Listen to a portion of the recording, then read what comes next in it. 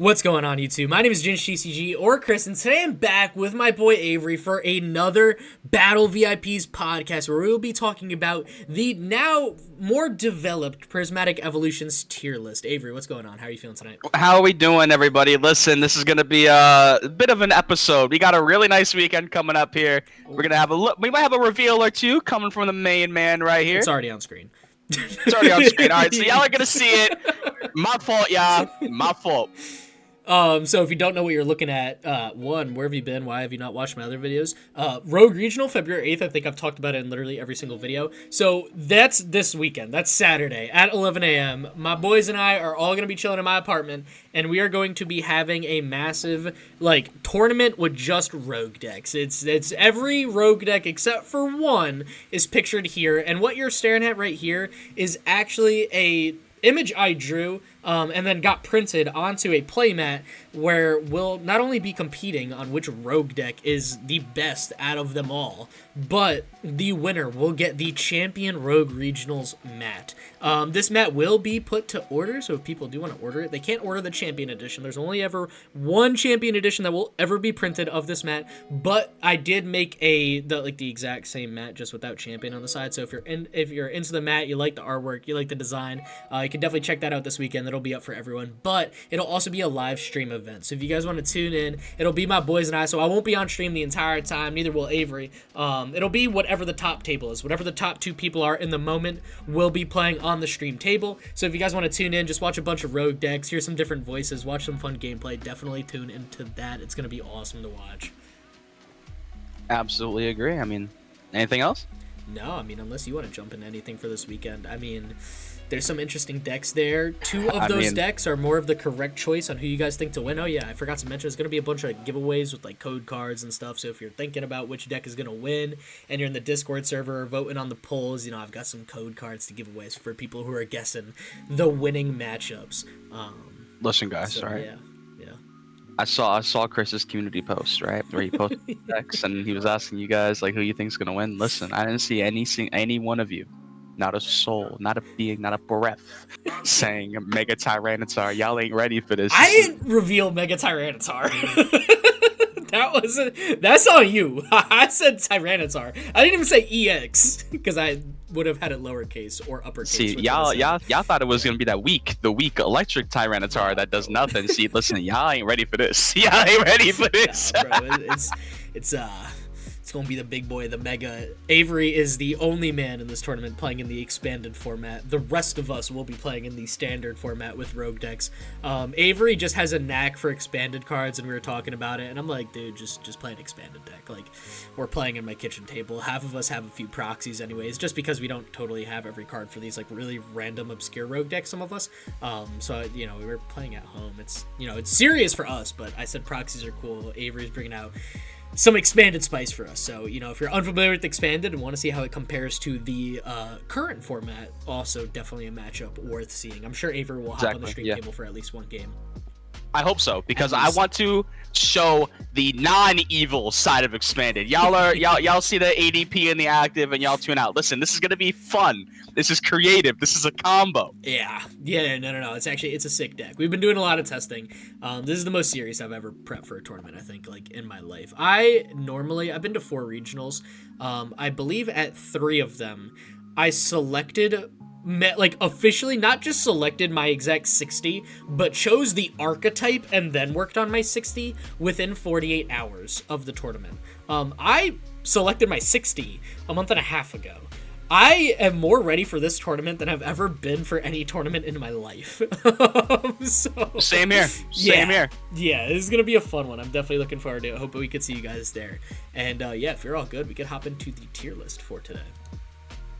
Absolutely. I bet. So, just jumping in. I mean, I know we did Prismatic Evolutions next time. There's not going to be a U.S. regionals for a little bit. I believe there's going to be a Merida. I don't know how to say it totally. I know it's in Mexico. I'm 90% certain.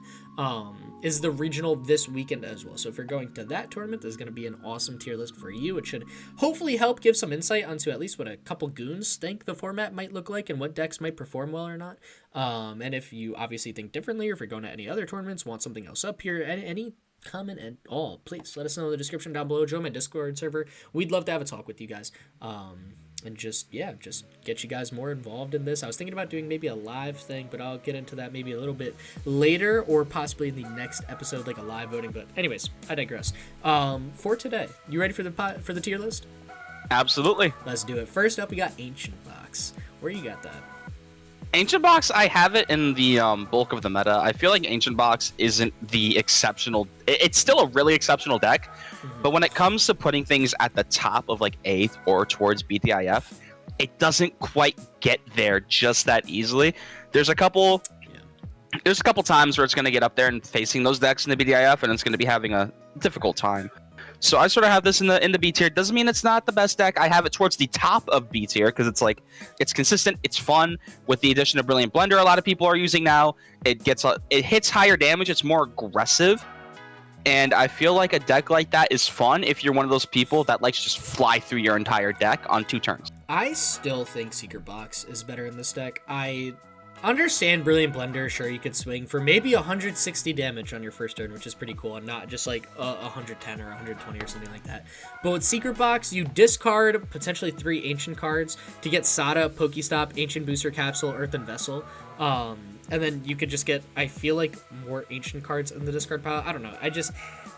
I feel like you could usually get 5 or more ancient cards in the discard pile, so I've been more of a fan of Secret Box, but I think with consistency too, it's just been more my flow. But Brilliant Blender is fun to see. I've played it, I just don't think it's as hype. So I think if you're looking into Ancient Box, I think that is a bit of a better A-spec just for tech cards. I also think something like Petron is something you're going to want to play right now, just because the Guardy matchup is solid until they kind of stick Greninja in the active and tell you can't do anything. So if you play Petron, you're allowed to just pivot out as often as you want. Sure, you get a 2-prize liability down, but you could just go boss KO their Gardevoir EX with weakness. You'll be fine. I think that matchup, honestly, is something that's decent right now. I think Koraidon has helped a lot in the Stage 2 decks. I think they're still difficult, but I think it brings more to Ancient Box, and I'm going to go with you and put this more at the upper end of B tier, for those reasons, too.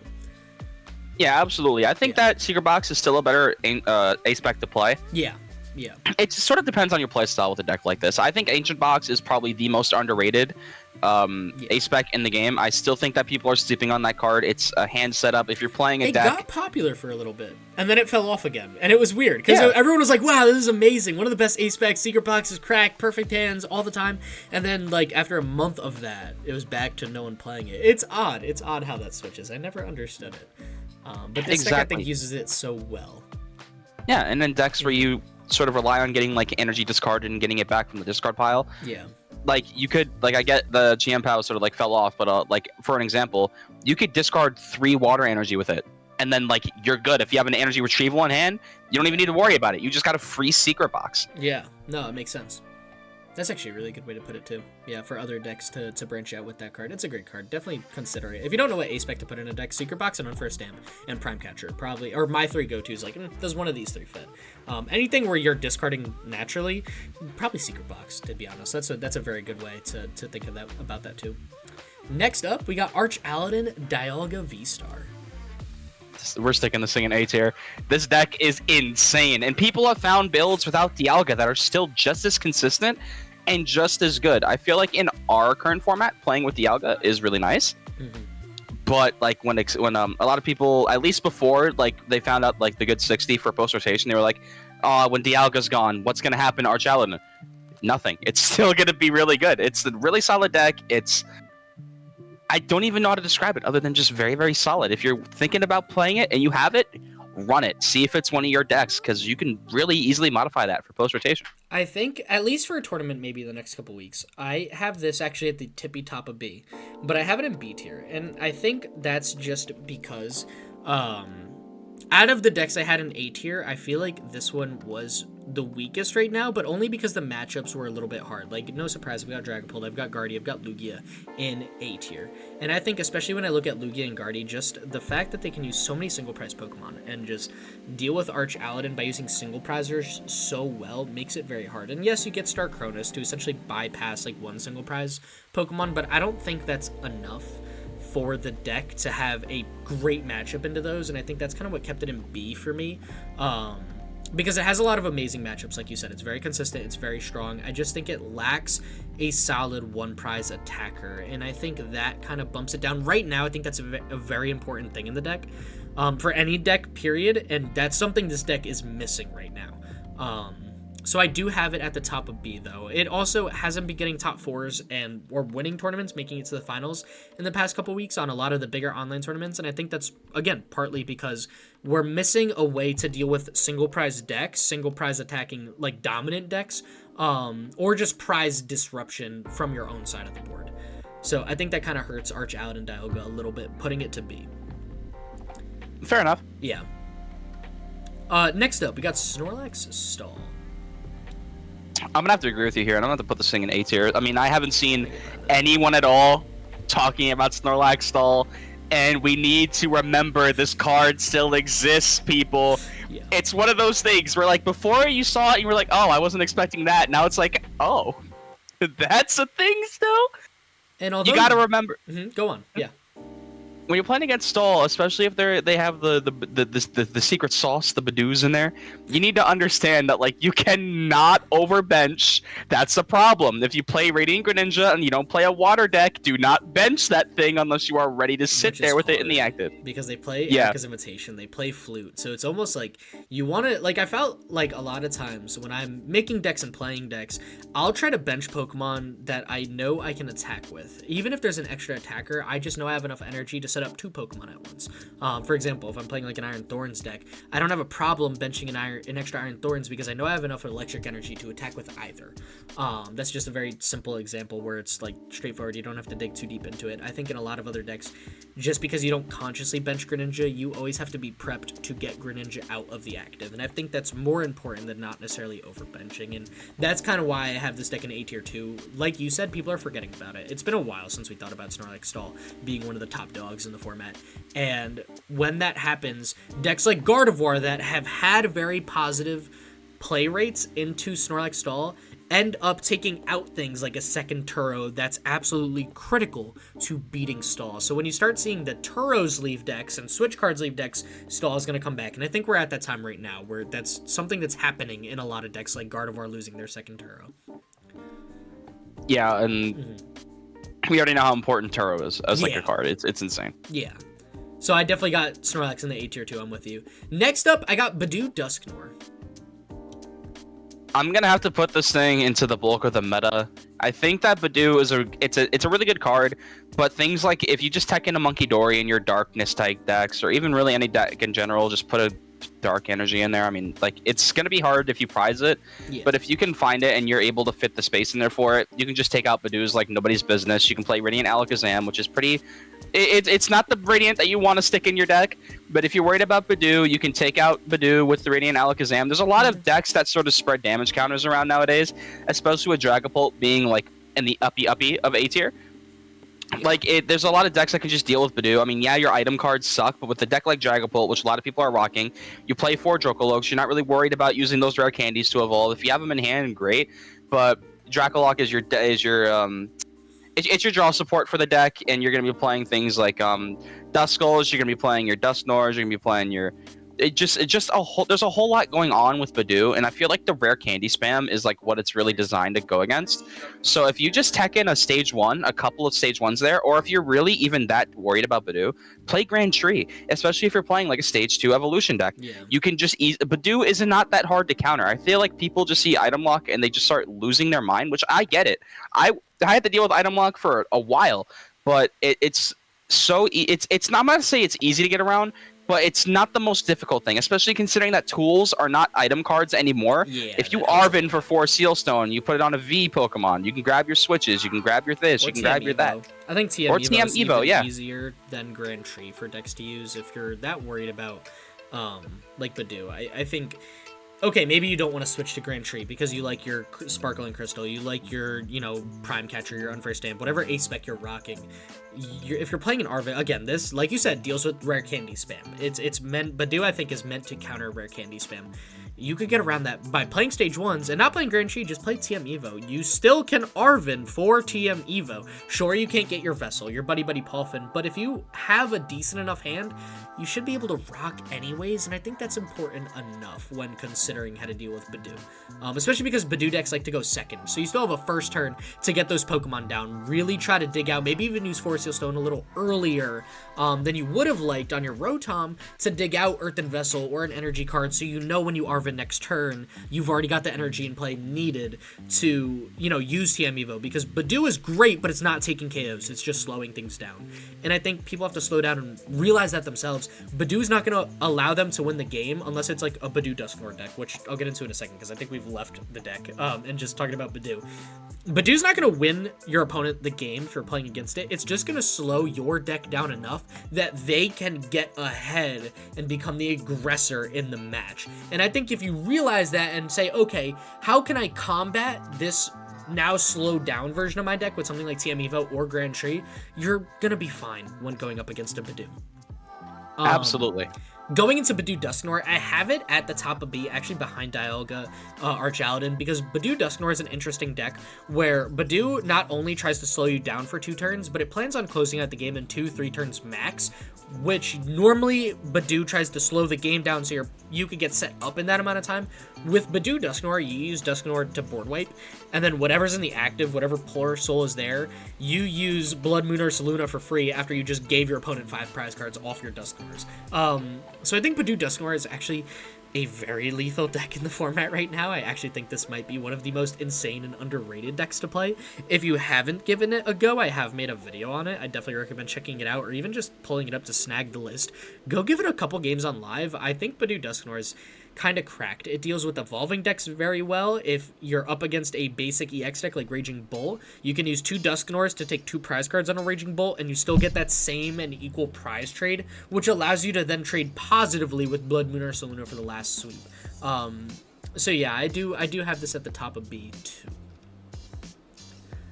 Jumping up next, we got Ceruledge. With Palkia here, but this is Ceruledge with Palkia, Ceruledge without Palkia. This is the only one I made with it, so, just take that as you will. I mean, I got this thing in, C. I mean, I think it's a good idea. It's a cool idea. I just feel like mixing Palkia and Ceruledge. If you want to play one, just play it. I feel like mixing the two can sort of get you. I don't mean this to be a mix of the two. I just know there's Ceruledge builds with Ceruledge and Ceruledge builds without Ceruledge, and I felt like it was pointless to stick this deck in 2 different images. It's almost the same build. There's a 1/1 Palkia line, or there's not. You could either use Greninja or you can't. I don't think it changes too much. Yeah. So I just mushed them all into one for the sake of this. All good. Yeah. Go on though. Go on. I like the idea of sticking the 1/1 Palkia line in there because it allows you to discard water energies and get that nice little attacker towards the end game. But that requires you to not only fill up your bench, that also requires you to not have one of the 2 prized. And if you're anybody who can mess up their prize cards or knows that their Palkia V-Star or Palkia V is prized, then that's 2 deck slots that could have easily went to more energy to attack for more damage. Yeah, I don't think Palkia hurts the deck though, because now that you're playing water energy, if one of your Palkia pieces is prized, you could just Brilliant Blender your water energy away like you were going to, and it'll just stay there. It's not like it was coming back in the first place, so you could just treat that as, this would have been 5 fire energy anyways. I don't think a Palkia line hurts this deck. I actually do think it brings more to the table for Ceruledge. I think it prevents it from being as linear, because this deck is more linear than Charizard. Putting in a 1/1 Palkia line allows you not only to use Palkia, but more importantly use Greninja. And when we're in a Dragapult and Gardevoir dominant format, using Greninja in any deck is amazing. So I do like the 1/1 line. I also have this deck towards the bottom of B tier. It's actually got pretty decent results in online tournaments. It doesn't have the most insane winning record or top 4 record, but it actually, I think, is one of the best 4 decks to play if you're trying to just make top 8, really make those top cuts, because it's consistent. It's strong and consistent, and at the end of the day, that's really all you need to make a great run with the deck, and this deck, if nothing else, is consistent. And I think that right now has brought it actually out of Rogue and put it in the, and bottom of B tier, I would say. It's not I think especially for a regional, it's not totally enough to guarantee you a day 2 run, but at least, like, knock on wood, you could hope and pray that out of 9 rounds, you might have 1 round where you bricked once or twice. You know, the other 8, you should have been able to, like, sail pretty smoothly. It's just, can your opponent deal with it or not? And that's really, I think, why this deck stays in B. It's too linear, too easy to predict. Most opponents know how to play against it very well because it's simple. Yeah, but absolutely. I do have it at the end of B. Yeah, I think this deck can get you somewhere. If you main this deck, you know everything, every in and out, you're probably going to very much excel, more than like you would be if you mained a different type of deck. Yeah, and I think this deck is popular enough where I'm going to keep it in B tier too, because enough people have a vision with this deck doing very well right now, and I think that alone speaks to the power this deck does have. I think you should expect to play against it, which is why I want to keep it in B2. This is not a deck that's a rogue deck that you shouldn't expect to see. This is a deck you're going to see. It's not rogue. People are running it. It's simple. It's easy to pilot. It's very consistent. You can take it to a super high level. Just because it's super linear doesn't mean it's not strong enough to still make top cuts, even at a regional. And I think that's where my bottom-ish, lowish end of B tier kind of comes in with this deck. Yeah. Word. Next up, Charizard Dusknoir. I like this deck. As you know, I played this for like a whole month straight at one point. I kind of have this in bulk of the meta. I mean, if you really think about it, your Dragapult matchup, you get absolute... I mean, you basically... You kind of get cooked, especially if it's Dragapult Thorns. You get cooked by Ceruledge. I mean, like, quite literally. Yeah. If you're playing against something like Drago or Stall, you know, you're going to have a bad time. A lot of other decks are sort of like 50-50s, but, you know, you have a really good win rate against Arch Aladon. Congratulations, guys. Yeah, I think Arch Aladon is solid. I think the Ceruledge matchup is actually not bad. Charizard has a lot of ways to get around it, and it's really the early game bulk that's a saving grace for Charizard.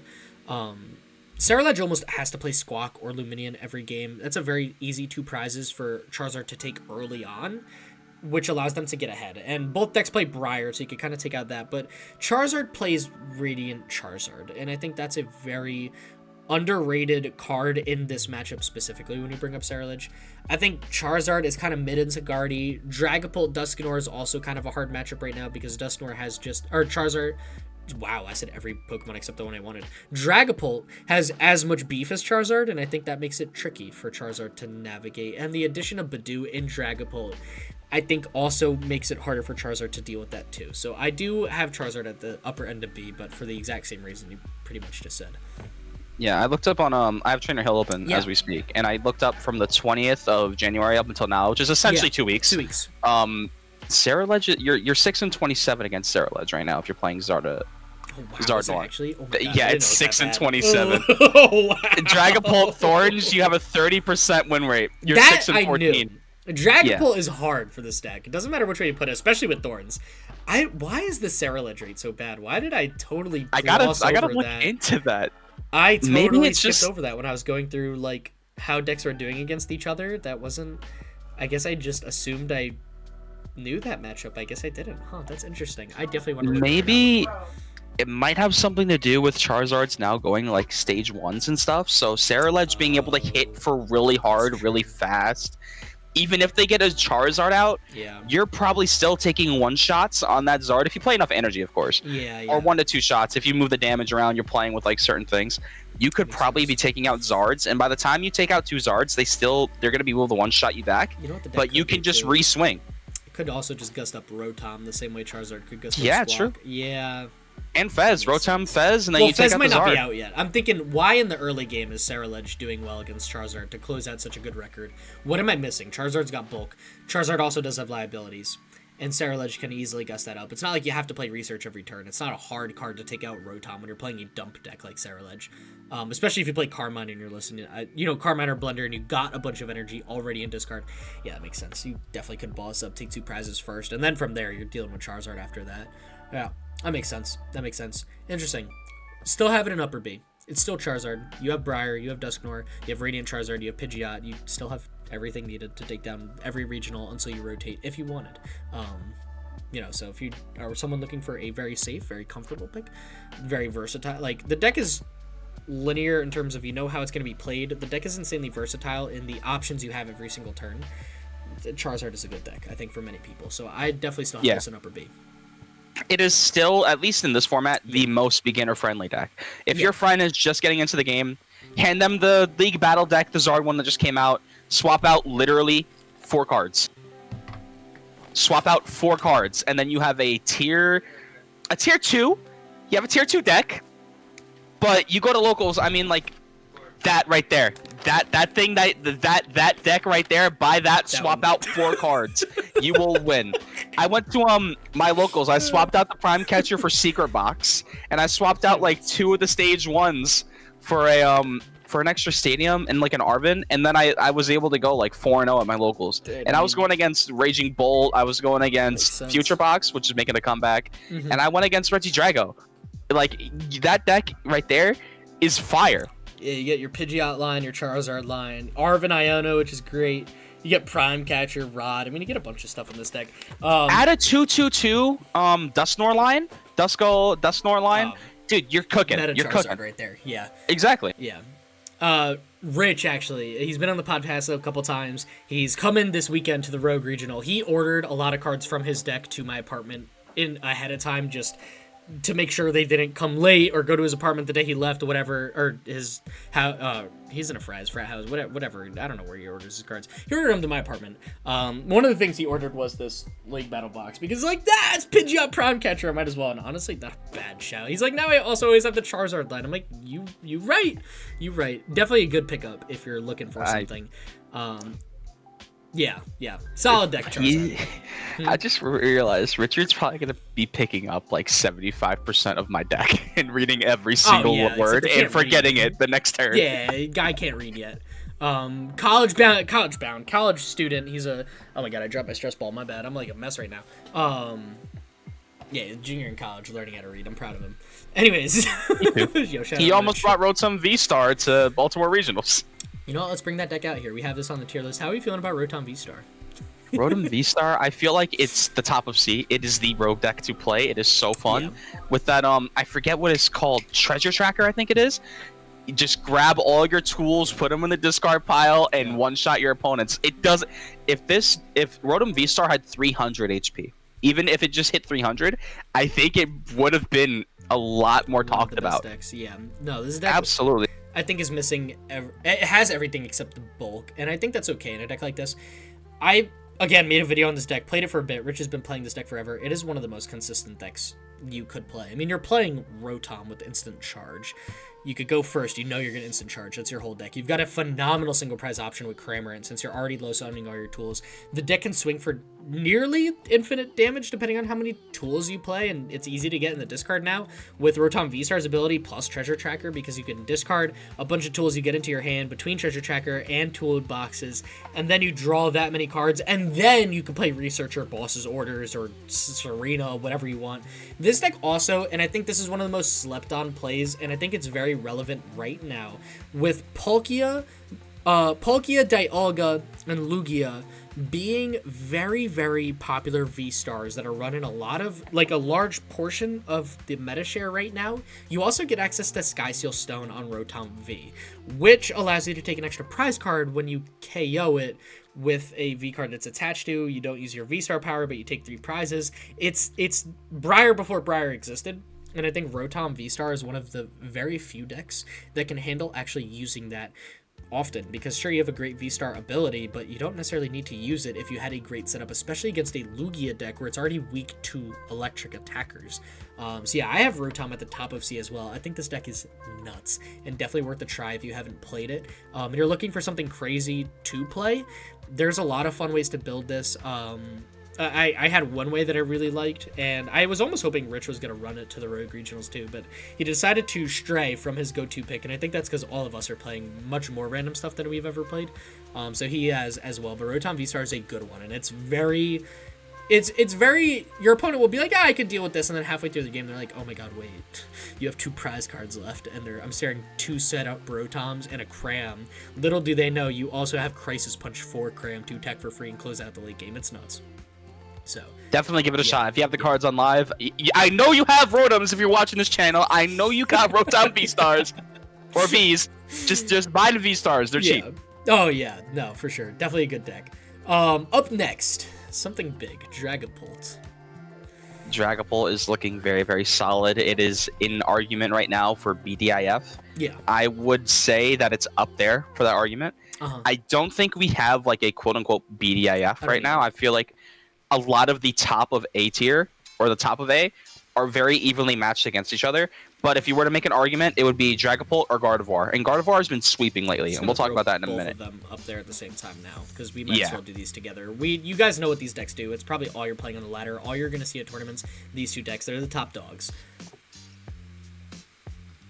Where you go into war on... Yeah. So Dragapult, without Thorns, it's sort of... I mean, your not Cerulege, sorry. Your Cerulege matchup, you're favored. I mean, Zard is going to be like a 50-50. Going into the Thorns variant, you have a higher percent chance to take that. It's like a 60%, which isn't that bad. But your Lugia matchup and your Arjaludon matchup, you're not having the greatest time. Yeah. And I feel like that's just because those decks are really... They hit hard really, really fast. And you're not going to have time to get your Dragapults out if you don't play like the rare candies and stuff like that. So the Dragapult damage, the Phantom Dive damage counters, that's why those matchups are kind of insane. It's hard to go up against because your damage counters aren't really relevant. It's really just swinging for 200. Like the 6 damage counters doesn't do much when you're staring down a V-Star because it has 280. It doesn't allow you to take a one-shot KO when you got 6 damage counters on it. Arjaludon has 300 HP. It's even more annoying. Lugia V-Star, you kind of have that same boat. Lugia V-Star also now plays Regigigas, which throws it up in the A tier immediately because Regigigas is a single prize Pokemon that for 4 energy can one-shot Dragapult EX and Charizard EX, which takes some of the pressure off using Chinchino to take out 1 to 2 Charizards or Dragapults a game. So just because of that, now you've got less pressure on Chinchino, you have an easier time getting energy to it, and then an easier time one-shotting 2 massive EX Pokemon, or Terra Pokemon, I should say, and then an easier time also gusting up other cards like Pheasantipity, Rotom that are already on the bench. So yeah, I think Guardy Dragapult definitely in A tier. While we're on the 3 of those, I do just want to, 3 being Lugia, I do want to bring Lugia up here as well. I think these 3 decks as a whole are the most interchangeable A tier decks. I think Snorlax does fall a relatively considerable amount under them in A tier. I don't think it's enough to keep Snorlax in A tier. Like, it's not like Snorlax is a bad deck to play right now. I just think Gardevoir, Dragapult, and Lugia are phenomenal. I think they have overall a great matchup spread. I think each of them brings something very different and very unique to the table, which is fun. I feel like we haven't had a format like this where there's 3 clear A tier decks. I don't think there's a BDIF. I'll stand for an argument with any of them, but I don't think one of them, in my opinion, takes the cake and has perfect matchup spreads. I don't think we're there yet. Gardevoir is an insanely strong deck that uses almost single prizers for 90% of its attacking style, unless it could tank a hit with Gardevoir EX, then maybe use Gardevoir, but that's in more specific matchups.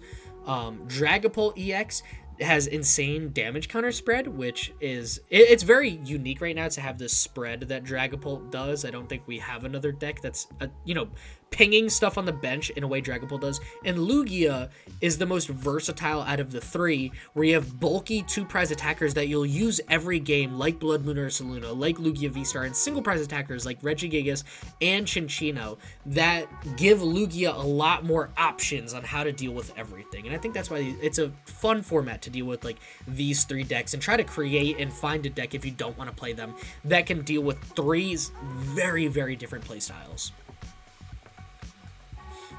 Sorry, huge tangent. Yeah, you're good. My bad. But yeah, do you have an order for them 3? I don't know if I do.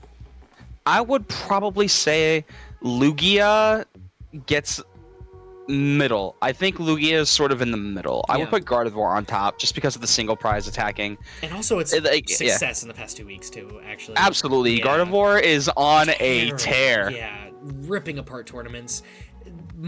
I think most tournaments with over 100 people in the past 2 weeks, if I remember my notes right, what I was looking at, it's gotten first almost every single time. It's won the most tournaments in the past 2 weeks. That I know for a fact. And Lugia and Dragapult are close, close behind it. I think Gardevoir is the deck to play right now, though. Yeah, if you're looking for a deck to play and you have it, play Gardevoir. Like, you are going to excel. Practice. You need to practice. Yeah, please. This is the hardest deck in the format, easily to play. But I think these 3 are definitely a lock for A tier. So I'm happy to jump into those more if, again, people want to talk about those more, find a list, maybe spice up those lists more. Again, hit us up, let us know. We'd love to do that with people. Next up, I've got Flareon EX, but I'm going to use this to represent all Evolution decks because I haven't really seen any one Evolution deck sort of take over and take off. Yeah, how do you feel about it?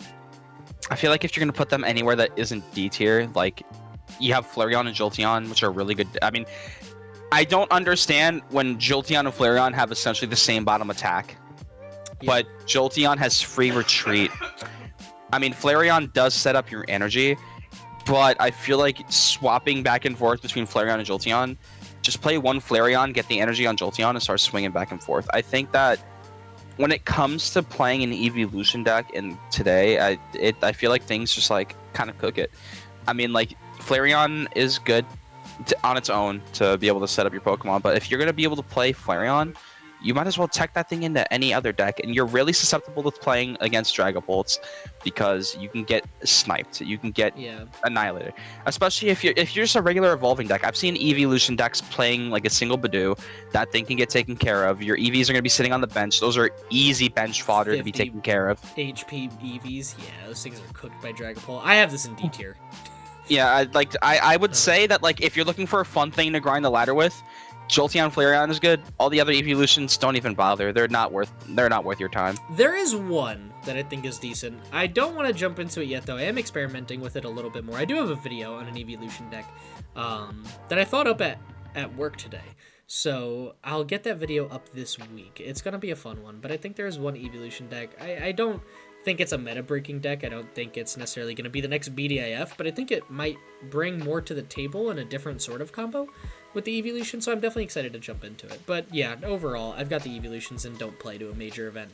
I don't think there's anything wrong with ladder play for it. I don't think there's anything wrong with online tournaments. I think if you're going to spend time, dealing with all the troubles of a massive Pokemon event like a regionals where it involves travel and practice and a large amount of rounds and stuff, I think the Evolution decks aren't consistent enough or strong enough to break out of D tier and be worth playing unless you're obsessed with like one specific Evolution. Then obviously, by all means, play one of your favorite Pokemon. But yeah, I got it in D. Next up, Goldengo. I like Goldengo as a card. It has a really good matchup against Archaludon, Dialga. Archaludon itself, it's like a 50-50. Your Zard matchup is absolutely cooked. You're gone. Your Stall matchup, there in the past 2 weeks, it's 0%. All right, they have Goldengo has not been a Stall deck in 2 weeks. I don't think Goldengo's perfect right now. I do have it in Rogue. There are some matchups that are decent and you can fight through. Like Archaludon. Archaludon is a matchup that's very popular right now, and Ceruledge too. I think Ceruledge and Goldengo always have fun matchups. So no matter which way it tilts, I think this will always be a 50-50 sort of matchup on which could just get set up faster in the moment because both have similar play styles. I do have Goldengo and Rogue, though, just because it doesn't have 270 HP like Ceruledge, and that really takes it down a notch when you're up against things like Dragapult, because now Dragapult can set up OHKOs very easy with Phantom Dive. Yeah, absolutely. I mean, like, if you're going to play Goldengo, I'd say that, like, be prepared to not be the most excelling player, but you're also going to be playing a fun deck. I like Goldengo as a design. Yeah. You're not going to have a bad time playing Goldengo. No. I think that if you're going to be playing this deck, you've probably been playing it for a while. You have a lot of fun with it, and you like to make it rain on your opponent's side of the board and not get judge called on you for disruptive behavior. Yeah, no, of course not. Next up, Entei Delphox. I don't think this has ever changed. I don't think that this deck is worth playing at all. Why did I not put Future Box in this list? I should have. Future Box, I would have put that like towards the middle of B, upper B. I think Future Box is in like a really solid spot right now. Why I forgot to make the card for that. Future Box in B tier. You heard it from both of us. That's a good deck. Play it. I think it could do well at regional right now. I think it's actually pretty well positioned for the top 3 decks we're looking at. I know this Gouging Fire sparked this. I have no idea why. But Future Box is a very good deck right now. Definitely give it a go. Gouging Fire D tier. I don't think it's moved much. I think it's better than the Evolution decks. I think it's a little bit stronger. I've made this reference before. I'll make it again, and then we'll move on. It's the family member of Miraidon and Raging Bolt. I Don't think it's bulky like Raging Bolt, but it doesn't swing for infinite damage. It's fast like Miraidon, but it doesn't take extra prize cards like Iron Hands does, unless you use Delphox, which gets rid of a lot of energy. I just think it's like an awkward middle ground between the two of those. So, yeah. I got it in D tier. Next up, though, Hydreigon. All right, I'm going to take the floor here. If you're playing Hydreigon and you're playing it with the Pidgeot variant, otherwise the list that I absolutely love and adore, you're going to absolutely excel. This deck allows you to go crazy. I still have it in C tier because a lot of y'all haven't been bringing a very solid and consistent list. What's wrong with you? But Hydreigon with Pidgeot as your setup, you I don't even know where to start. This thing is so good. You can get yourself your Neo Upper Energy, and then you get Crispin. You can get one of the two before you get your Pidgeot out. You bring out Pidgeot, you grab the other card that you need, and then you're swinging for 130 on 3 Pokemon, and you're telling your opponent to cope. There are far too many support Pokemon in this format. Think your Rotom Vs, think your Pheasantdipities, think your Luminion Vs. Think about Pokemon like that, and they're going to be, at least one of them is going to be on your opponent's bench. And it's going to be able to set your opponent up for a state where you can tell them, figure this out or you lose. And I love that state. I like longer games. Don't get me wrong. I like longer games. But when I can tell my opponent, listen, 130 on your active and your 2 only bench Pokemon, you will lose next turn if you don't figure this out. You are in a really solid spot. Obsidian is probably one of the best attacks that we have right now.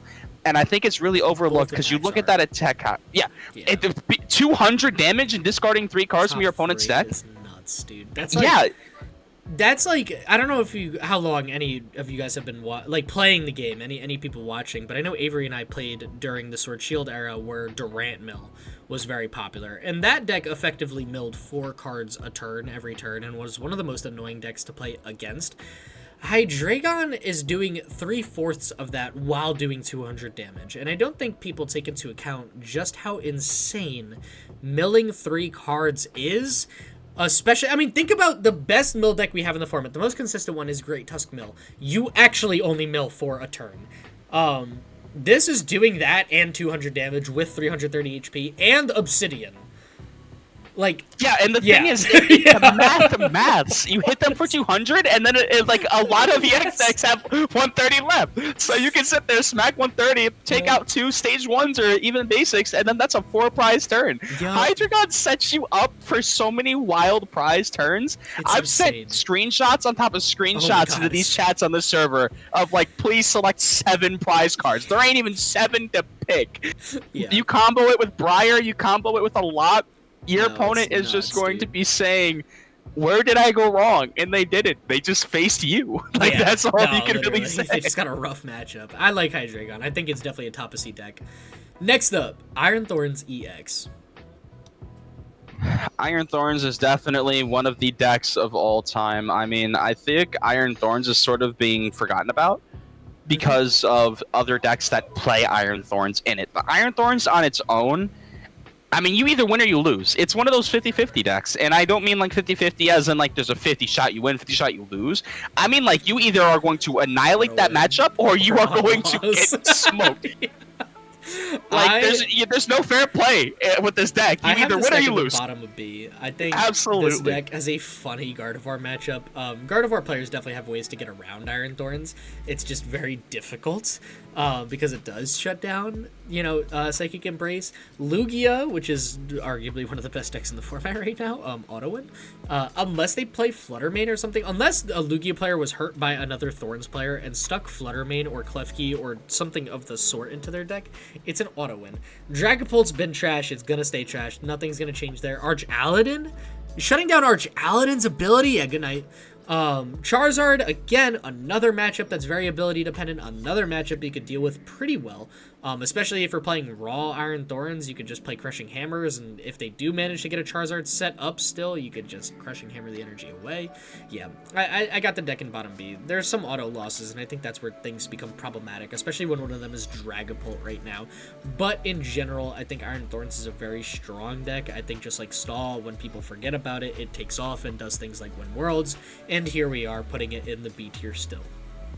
Exactly. I mean, it's not going to win you a regional unless you run into the right matchups. Yeah, I was going to say, you hit the right one. Yeah. You play against a whole lot of... Hold on. play against a whole lot of Gardevoirs, you can have a lot of fun. You're gonna have a lot of fun because they're gonna sit there. Is what you yeah want. And Charizard, you can throw a Charizard. Yeah, you can throw a Charizard matchup or two in there. They're gonna wonder why they can't get their energy out. It's all right. But if you hit Cerulege or Dragapult, good night. Yeah, it's not even. Pick up your cards, take your lunch break. Yep. And if you have 3 in a row, so be it. You're playing Thorns, it happens. You know? Oh, word! They said you got 230. All right, so I'm gonna do 3 to this Thorns and 3 to that other one, and you're in 1-shot range for the rest of the game. Have fun. Yeah, and if you're up against Cerulege, you got a non-ability attacker that needs 1 energy, and all they have to do is play research to get through you. They'll be okay. So yeah, those are not good matchups, and I think that's where Thorn stays at the lower end of B. Yeah, moving on. Cloth has had some pretty decent matchups as of lately, but it's sort of fallen off as a deck entirely. I think Cloth, like, we saw, which regionals was that? I think it was like 2 or 3 ago, where like top 8 had like 2 or 3 Cloths. I mean, when your attack is Unhinged Scissors, like, you're gonna be winning. That deck is insane with Terapagos. It sort of like slays, but its matchups now are like, I mean, you have a really rough into Raging Bolt, Regidrago, which are 2 very prominent decks in the format. I mean, but you're swinging really well into Archaladin. You're swinging really well into Cerulege, Charizards. Dragapult matchup is sort of like a 50-50. Your Gardevoir matchup is all right. But, like, Lugia is also in there for, like, a rough matchup for you. Miraidon's, Miraidon's like, bad. It's hard. If Miraidon... whoever goes second in that deck has the edge, so long as Iron Hands is used effectively turn 1 for Miraidon. And I know online results might show that differently, but I know from playing both decks for a bit that it's really just going to kind of come down to who goes second on that sort of coin flip.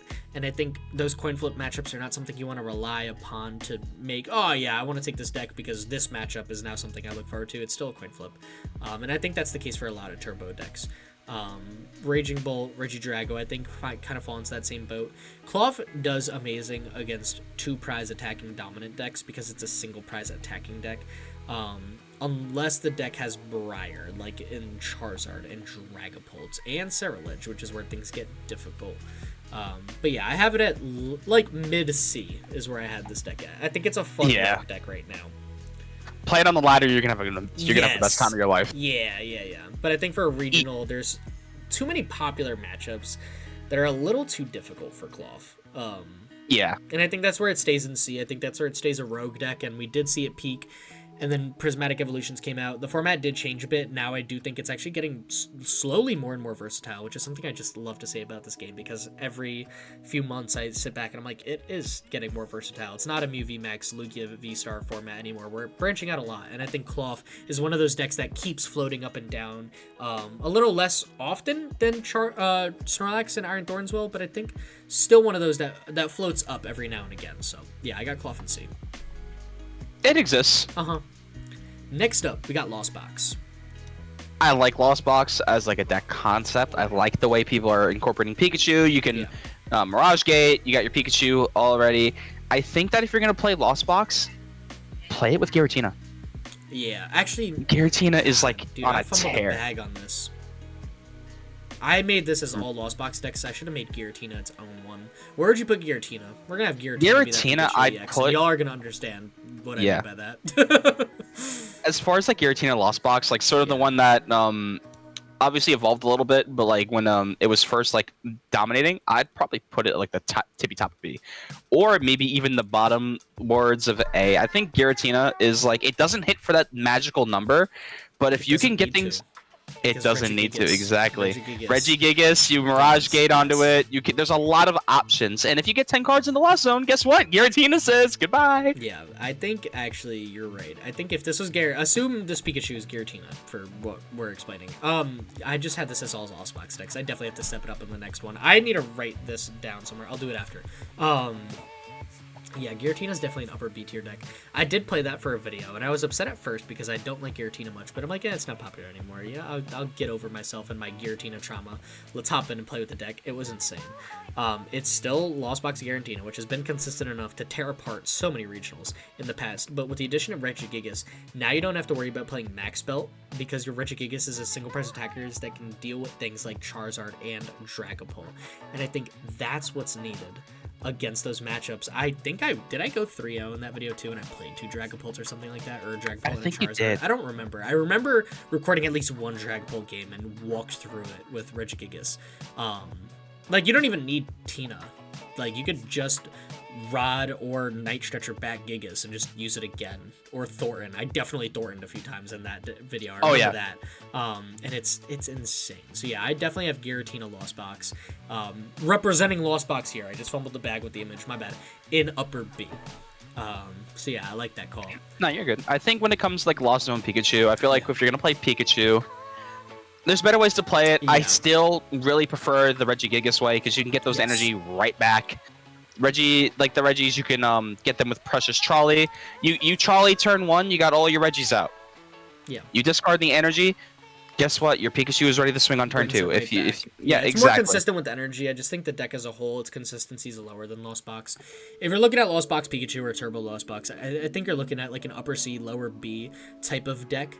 I think a more fun way to play it right now is Sablezard, which I'll just drag out here too, and I'll put that one in the lower end of B. I think Sablezard, it's always had a fun time into Charizard. It's always done pretty well there. Your Snorlax matchup is decent so long as you can dodge Misfortune Sisters because you play like 10 or 12 switch outs anyways. Gardevoir, you trade single prize for single prize, and Lugia, you can deal with their single prize attackers with your whole single prize deck, and take some 2 prize KOs on things like Lugia and Luminions and Blood Moon or Salunas with your Radiant Charizard. So I like Sablezard right now. I think if I were to play a Lost Box deck, I'd consider Lost Tina or Sablezard. Honest to God, I don't know which one is better. I really don't. I think I'd have to spend more time playing Sablezard to pull it out of lower B. I did spend time playing Lost Zone Giratina, which is why I can confidently say that on a recording and not just where it's like less permanent, that I think Giratina is a better pick, just because I don't have the experience with Sablezard right now to say that, but I think it has proven itself against many of these decks in the past, and it could do it again, where it could be like a mid or upper B type of deck right now. Absolutely. Yeah. Especially if you're thinking about picking up Sablezard, I would highly recommend you give it a lot of practice. It's not an easy deck. It is very difficult to play. And to play against, you need to be able to understand every single card in your opponent's deck, and a lot of people haven't seen Sablezard. No. So you're probably not going to have the best time. Yes. Yeah, I love. So if you're like oh my god, it's so fun. It's so fun. Yeah, that is a fun one. That is a deck that I took to oddly well after not playing Lost Box. Not after. I just don't play Lost Box decks frequently, but that is a deck that I pick up and have always just had a knack for just getting that deck. I think it's just the concept of it, like the theory of it works well in my mind. So when I pick it up, it's and I'm also very good at memorizing a 60 and like after looking at it for a minute, which helps.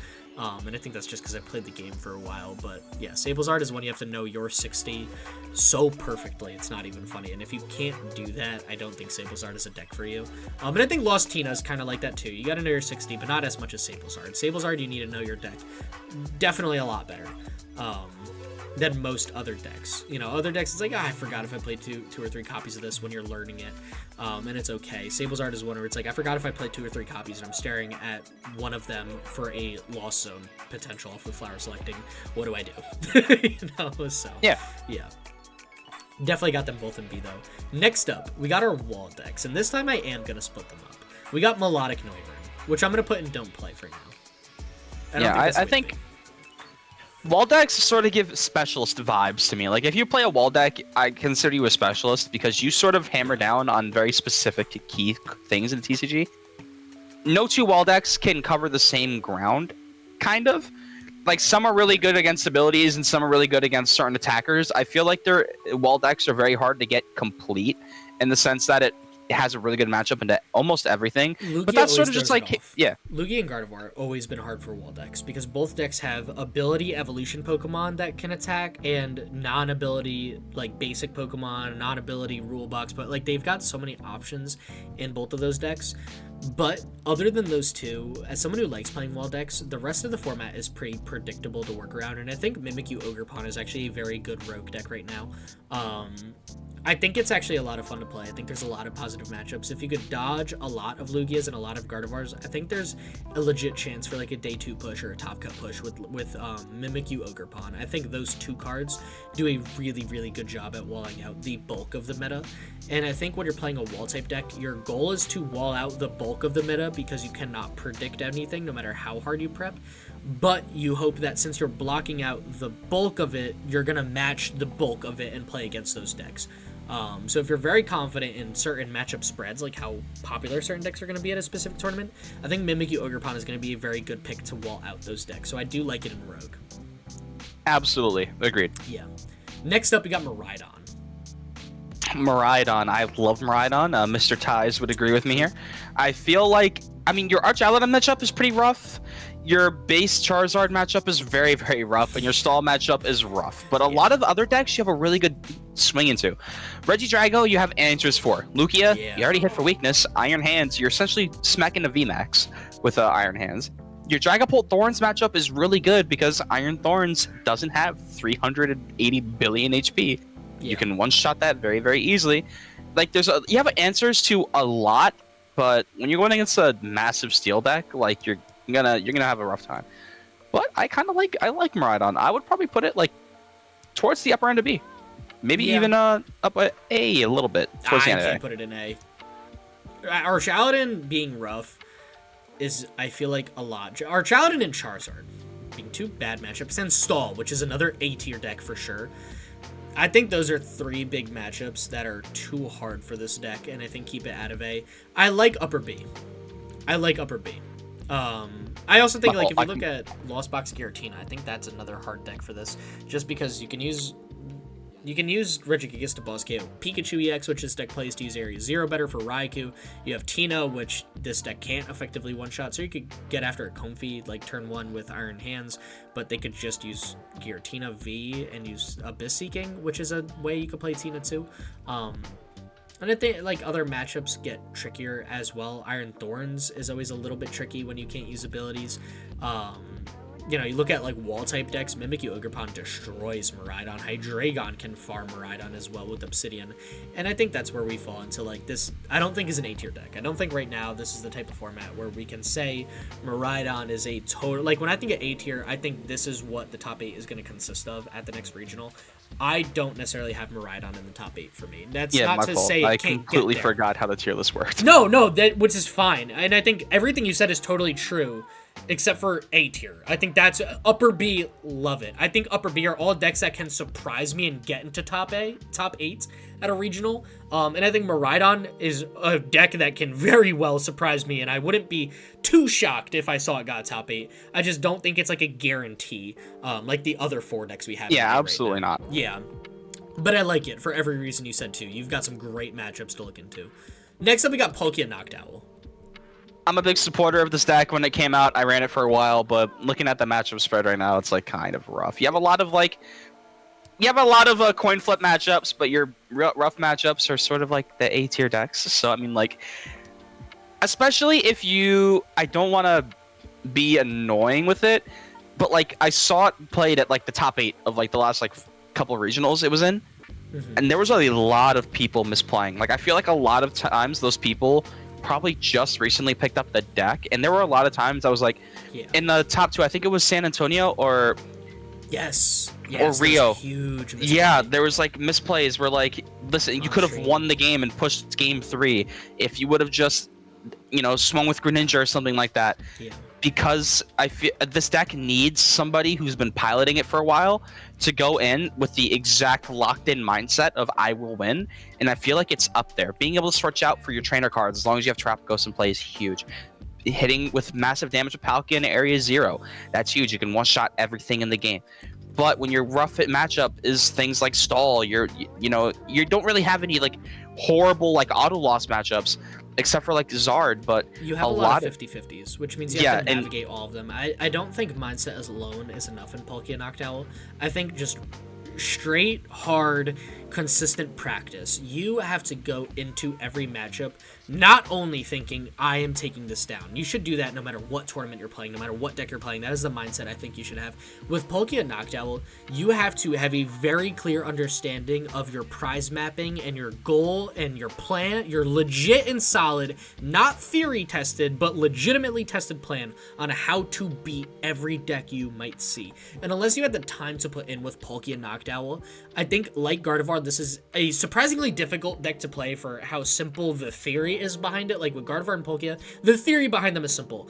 The play style is where things get trickier and people sleep on. I think you need to practice with this deck, and I think there's a lot of work you need to do behind the scenes to make sure you know those matchups, and you don't make those, you turn those 50-50 matchups into your favor.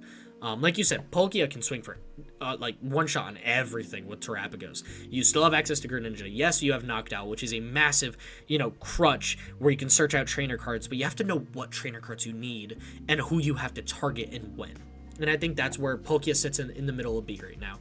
I think it's very difficult, and I think there's a lot of 50-50s, and I think it needs the right pilot to pull itself to A tier, but I do think it is possible with this deck. Yeah, like you need to do a lot of testing. If you're not on PvP tabletop every night with your testing group, you are probably not going to excel the way that you want to. Or even hard playing ladder. If you climb hard to Arceus tier and you're a player that doesn't necessarily have a massive group, you don't know who to play against, you don't know who to talk to about Pokemon, I have two things to say to you. One, join our Discord server. We're talking with people about decks. I know there's a couple people that are frequently sending decks too, so if you're looking for decks to play, you want people to have fun conversations about different decks, you need help coming up with a deck, you need help refining a list, you need help on how to deal with certain matchups. We're always here to talk with you guys too, but there's also a community in the server, and I mean, yes, it's our server, so we're biased, but it's been such a safe server for people. I've never once heard anyone heard or seen anyone talk down to someone, be rude to someone, not look to help people. I mean, like, if you're a person who doesn't have a testing group, our server is a good place to find one, and I think that's something worth, just saying out loud. Two, I think in the last regional, there was something like 3 or 4 out of the top 8 were like high level Arceus tier players. They weren't just in Arceus tier, they were like up there in Arceus tier. They had very high elos. And I think that proved that when you get to higher levels on Arceus, it actually can translate to doing well. I'm not saying it's guaranteed. I'm not saying just because you're a high Arceus tier online player, you're going to do amazing. And I'm not saying just because you're in Pokeball tier that you're going to do awful. I'm just saying that if that's how you got to practice and you take that type of practice seriously, there's a way to do it where you will see yourself improve. So another good way to practice is actually using TCG Live.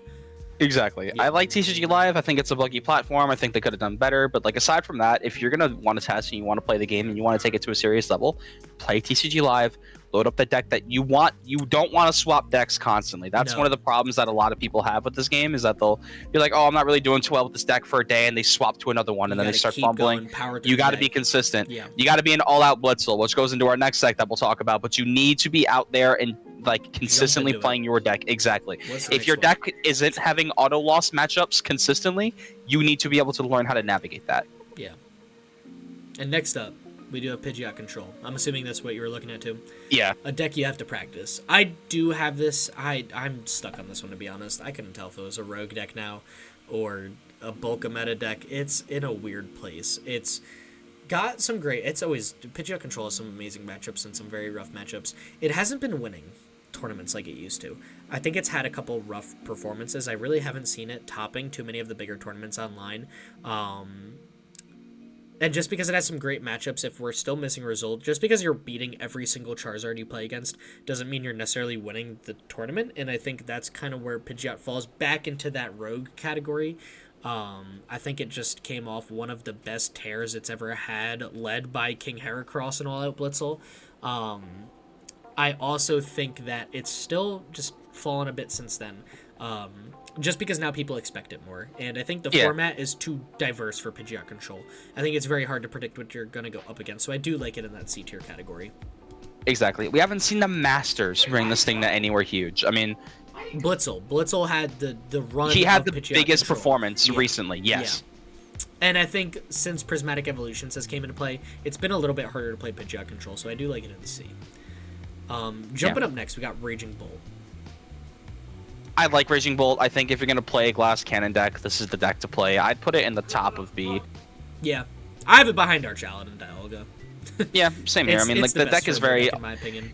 exactly. It's consistent. It's not the most difficult deck to play. I'm not gonna say it's easy, but I'm not gonna say it's hard either. You get your Teal Mask Ogre Pawns down, you play Sada, and then you swing for 8 billion damage. Easy in theory, but in practice, it's gonna be a little bit harder for you if you haven't played the deck before. But if you're used to very big bulk, not bulky, if you're used to glass cannon decks, I'm sure you can pick it up pretty easily and start swaying every single match in your favor. I think it's a decent deck. I think Gardevoir and Lugia are the hardest ones for it, because Lugia, you've got Regigigas and Cinccino, which can now get around Raging Bolts, and Ogre Pawns, you can swing for KO with Regigigas, and Gardevoir, self-explanatory, using Dusknoirs and Screamtails the entire time and taking KOs wherever you want for 2 prize cards. And I think that's where it stays in that upper B. It's definitely not an A-tier pick. I think there's too many other meta matchups that have that single prize versatility that Raging Bolt has never had, frankly. So yeah, I like it in upper B. Regidrago, we got up next. This thing has fallen from grace as of recent. I mean, like it does good at regionals, it does good at high level play. Yeah. But as far as like online tournaments go, I feel like I haven't really heard too much about Regidrago. I mean, I could be completely wrong. Just but the past 2 weeks, I haven't heard much. I haven't seen much Regidrago performance. I haven't seen it there. I have it in mid B. Me too. I think the addition of Badoo to the format has made Dragapult the way to play Dragapult, whereas Regidrago was the other way to play Dragapult and use that Phantom Dive attack even faster. I think Badoo slowing down a good bit of the format has actually slowed down Regidrago too, and now with Dragapult having Briar and Badoo, I think the matchup is much better into Regidrago, and I think Regidrago, it's another, like Raging Bull, it's a 2-prize dominated deck that lacks single prizers in the mid and early game. You only have it in the late game with Radiant Charizard, and I feel like by then it could be too late against a lot of decks like Lugia, like Gardevoir, even like Charizard, which can use Dusknoir and swing the prize trade however they need at any point. So yeah, I do have it in mid B with you. Next doesn't make it bad, just not favorable. Yes. No, it's still Regidrago. You can still take this, and you can still win the next regional, you can still win your next League Cup, you can still win your next local. Regidrago is still insanely strong. I just think the format has changed a bit, and right now Regidrago hasn't. We need to see that change to get this deck back into A tier. Next up, we got Roaring Moon. I haven't heard anything about Roaring Moon. It's been nothing but snores as of recent, which I like because I don't like instant knockout cards that don't require setup. Yeah. I mean, your matchups in the stall and Archeladon Dialga are nice, but everything else is a coin flip or you are going to have a rough time. So I'm glad it's where it's at. I would probably put this in Rogue as far as now goes. I have it in lower C.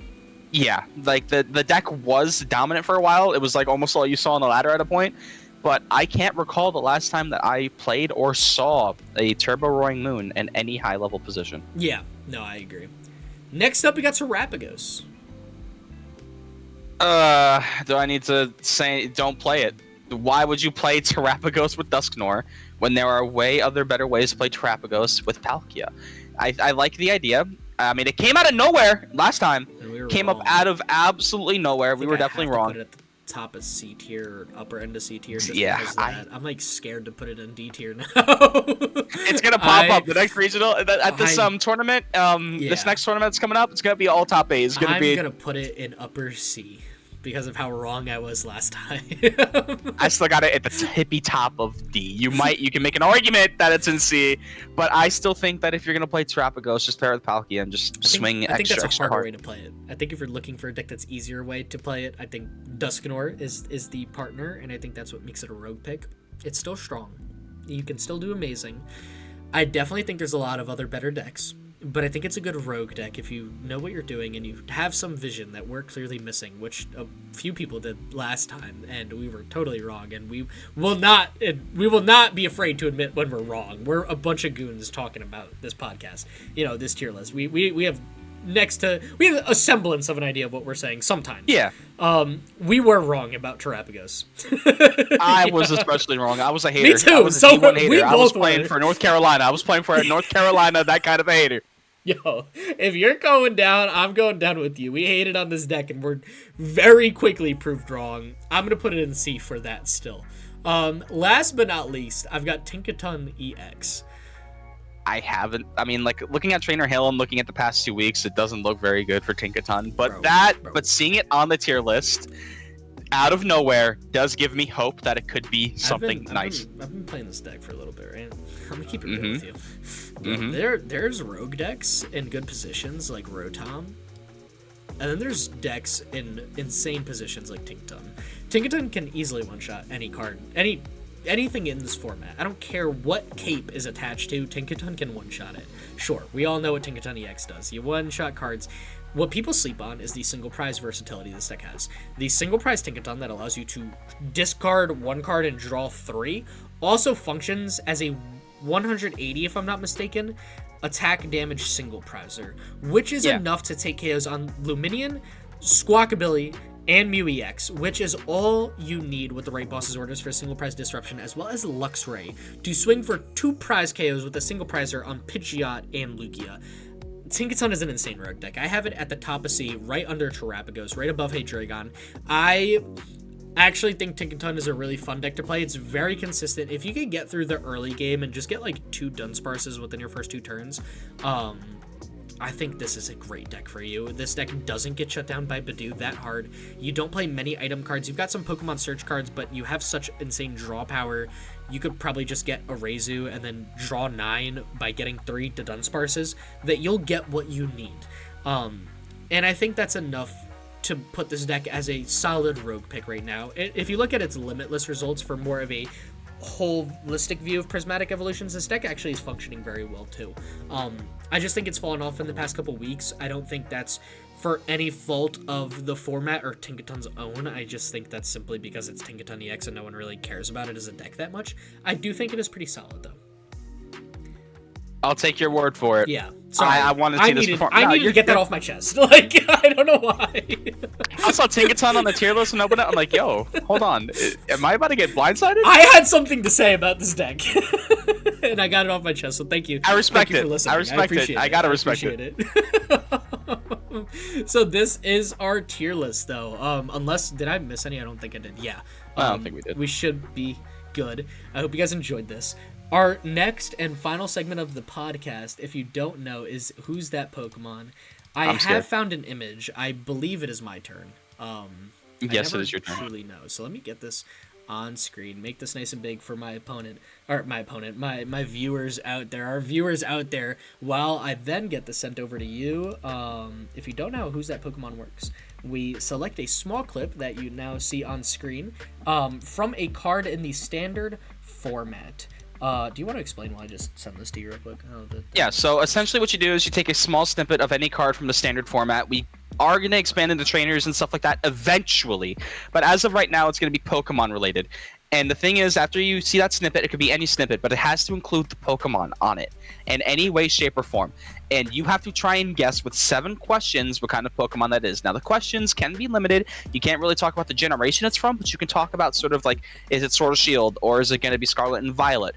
As in, like, it could be a Gen 1 Pokemon from Sword and Shield or Scarlet and Violet, and there could have only been one Gen 1 Pokemon released in that set, and there you go. You got your answer. You know what I mean? So, keeping the questions, as far as, like, the TCG goes and the sets go, are very, very ideal for a game like this. And I'm going to go view this card right now. Yes. And I'm scared. The Pokemon is in the clip, of course. It's... Yeah, you got it. I don't know. You'll figure it out. Or you won't. Yeah. I mean... What series is this Pokemon released in? Is it Sword and Shield or Scarlet and Violet? Do you want to do a yes or no? Because they do, I guess. Is this Pokemon Sword and Shield? No, which tells you it's the other. Yeah, the questions do have to be yes, no related. Yes or no, yeah, I forgot about that. No, I'm just telling people, like, it's a question like that, I don't really care. It's just us talking. We don't care if the rules are followed. Just kidding, I'm going to hold you to it at gunpoint. Anyways, it is Scarlet Violet. Is this Pokemon a fish? No. That's a fun one. It looked like a Magikarp with the color grading and the tail. I could have sworn. I see it. I see the vision. No, it's not a fish. It's not a fish. Is this a terrestrialized Pokemon? Like the card? No. Okay.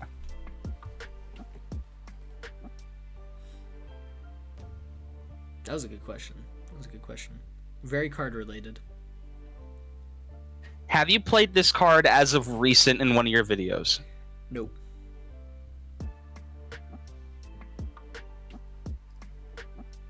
Four questions in. I believe in you. If you know this card in this many questions or less, please let me know. And let me know if I've stumped you. I hope I've stumped you. And everyone watching. I hope you guys played along with us as we do. That's the goal with this. And yeah, I try to make these a little difficult but a little fun. You know, I don't want to pick the most obscure card in the world, but I also don't want homie to guess it in a second and a half, which we've both done to each other, I think, a few times. At this point. Which we both did to Josh. Yeah, we both did to Josh. Last week was so bad. Slacking EX could not hang, bro. It was 2 weeks ago, actually, believe it or not. Is this an illustration rare? No. 5 questions, 2 left. Then 3 guesses. I see that mouse moving. Homie cheating out there. Homie pulling I'm up just all moving types towards the notepad. No, I'm messing with you. Homie looking through all types of Pokemon card databases. I got Trainer Hill. I got it all open. I got it. I'm looking. It looks like I'm in the Matrix right now. You got TCG Live open. You got it all. I'm searching for everything. I'll still take this card. You still not gonna find it. I'm definitely. I don't know. Such a weird. Oh. Is this a fire type Pokemon? It is not.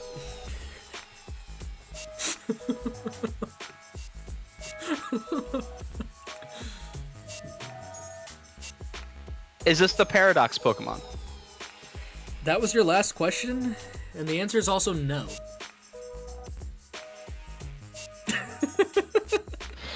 Alright, so it's not a fire type.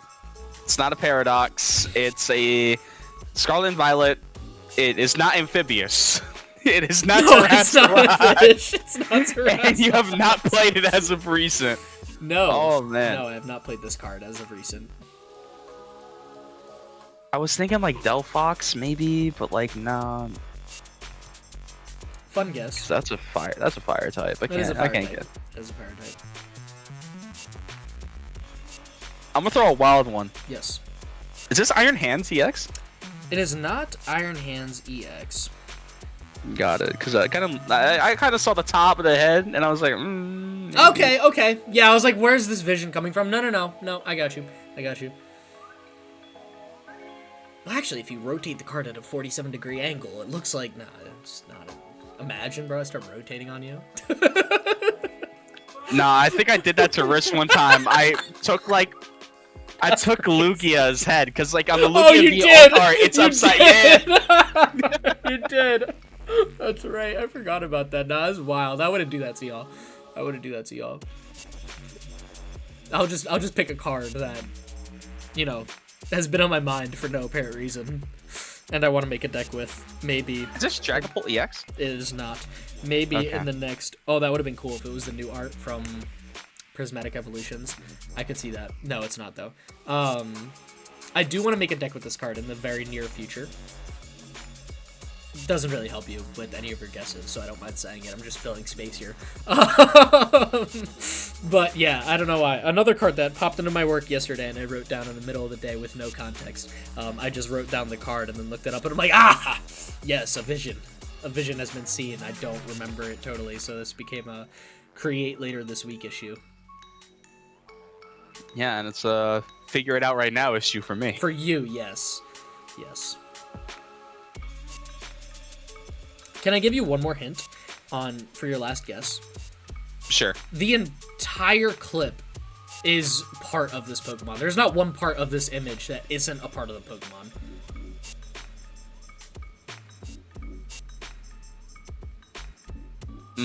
Yeah.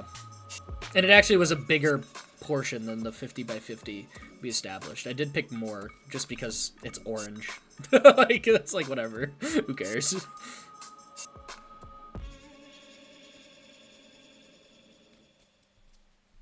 Let me know when you are. Is this ready. Raging Bolt EX? It is not. It is not. Raging Bolt EX. I will pull up the clip right here of what Pokemon it is. While y'all stare at that, I will go send it to Avery. We'll upload the file. This is where Oh, I'm gonna look so bad when I see this. Oh no, I'm scared. No, it's understandable. Hold up, I don't know why. Oh, because that's pulling up there. Yeah, so we'll send you this here. Perfect, got it. It's a Spathra.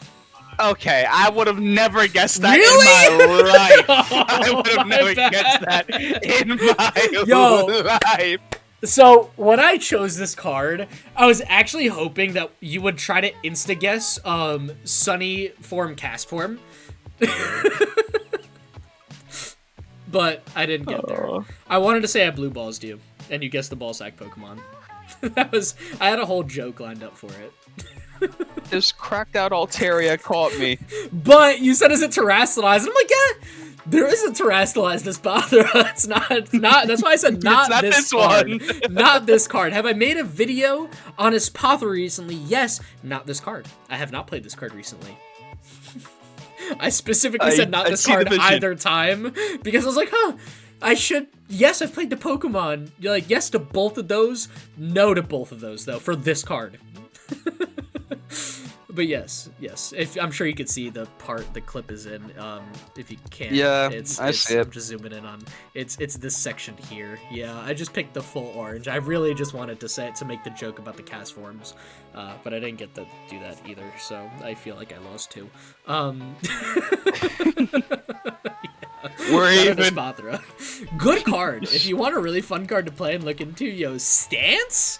Just saying, all you gotta do is use a Tulip, which gets back in Espathra and everything, and then this Pokemon is invincible for a turn. Like, what? Swinging 142? That's not bad. I kind of like it. Video coming soon on an Espathra deck. Hope you guys are looking forward to it. And yeah, anything you want to say to close out? I just want to say I hope you guys are having a wonderful time. Tune into the Rogue Regional where you will see so many fun decks, so many fun concepts, playstyles. You'll get to know us a lot more. We'll definitely be more open, happy, loose, and you're going to meet a lot of people here, and so am I. And one last thing before we close out, you've seen it rotating in the bottom corner down over there on the entire time. It is Avery's channel logo. So if you want some more content to tune into until the Rogue Regional and just in general, yo, go hit it up. Go give it a follow. I mean, you've been staring at the name for the past hour and 21 minutes, excuse me.